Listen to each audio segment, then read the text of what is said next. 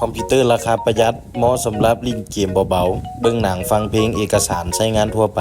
สินค้าเป็นมือ1บวกมือ2ประกัน1เดือนเต็มราคาปกติ6,990,000 กีบแต่ทางห้านเฮาได้จัดโปรโมชั่นลดเหลือ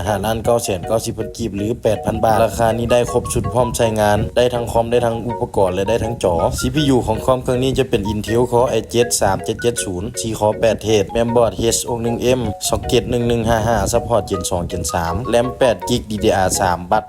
1,600 4GB 2 แถวการ์ดจอ GTX 750 1GB SSD 120GB Windows 10 Pro Hard Disk 500GB ไว้ลงเกมและโปรแกรม Power Supply 500 วัตต์เคสฝาข้างใสพร้อมพัดลม RGB 6 ตัวระบายความร้อน CPU จะเป็น Heatsink แต่งจาก Cooler Master เรื่องความร้อนของคอมเครื่องนี้หายห่วงได้เลยเพราะทางห้านเฮาจะเทสแบบละเอียดทุกครั้งก่อนลงขายจอจะเป็นจอแบรนด์ HP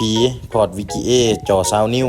1600 x 960 Hz และเฮาจะแถมเมาส์คีย์บอร์ดลำโพงคอมและ USB Wi-Fi ให้นำเกม Valorant GTA V Offline Dota 2 Free Fire Roblox สามารถเล่นได้เกมเบาๆแม่นเล่นได้สบายท่านใดสนใจสามารถติดต่อหาเพจมิสเตอร์บอสจำหน่ายคอมพิวเตอร์หรือเบอร์ WhatsApp